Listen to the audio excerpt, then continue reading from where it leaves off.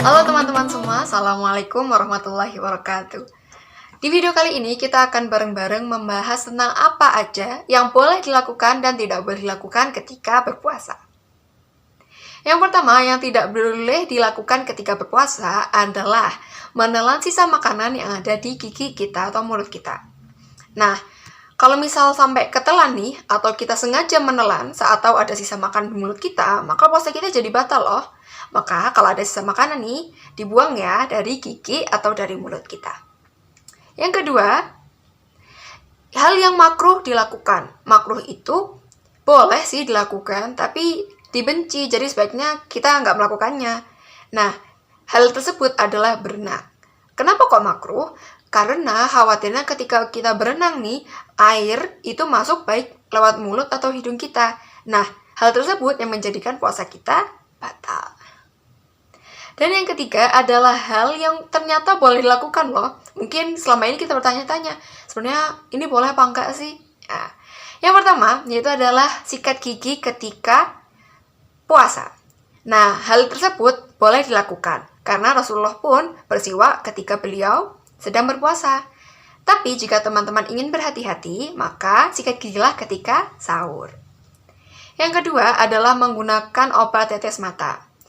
Nah, obat tetes mata berarti kan memasukkan cairan ke mata kita. Nah, cairan ini tidak masuk sampai ke lambung, maka menggunakan obat tetes mata ketika berpuasa adalah boleh. Yang selanjutnya, yang ketiga, hal yang boleh dilakukan ketika berpuasa adalah menggunakan inhaler atau nebulizer.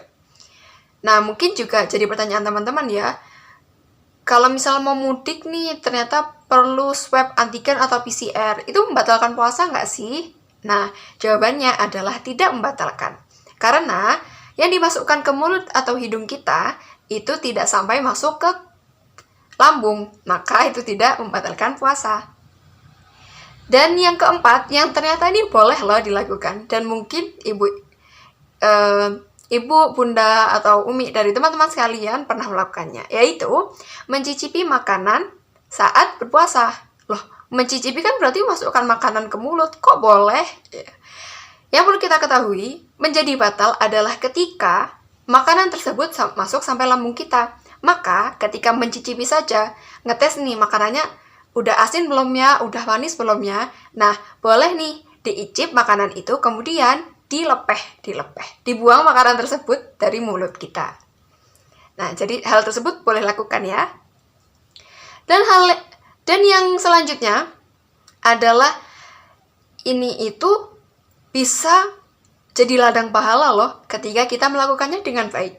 Nah, hal-hal tersebut yang pertama adalah ngabuburit. Ngabuburit ini boleh dilakukan ketika kita berpuasa.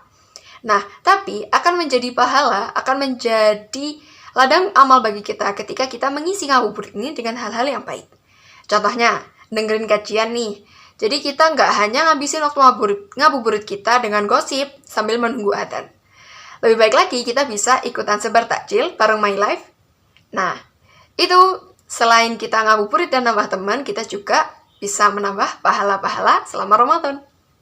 Yang kedua, yaitu adalah tidur seharian. Tidur, emang nggak boleh tidur selama Ramadan, selama siang hari bulan Ramadan? Boleh, tapi akan menjadi sia-sia gitu ya. Sebenarnya kita tuh bisa melakukan banyak amal baik loh selama berpuasa di bulan Ramadan, dan akhirnya waktu itu terbuang karena kita kebanyakan tidur di bulan Ramadan. Maka, jangan sampai Ramadanmu terlewat dengan sia-sia karena kamu kebanyakan tidur, padahal kamu bisa tilawah dan melakukan ibadah yang lain.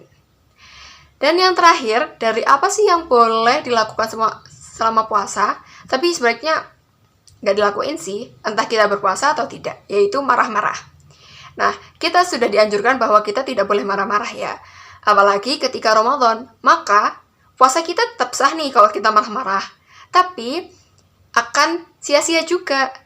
Yang seharusnya kita bisa dapat pahala yang banyak karena kita bersabar, tapi malah kita marah-marah karena hal-hal sepele. Oke, itu tadi adalah 10 hal yang boleh dan tidak boleh dilakukan selama berpuasa di bulan Ramadan.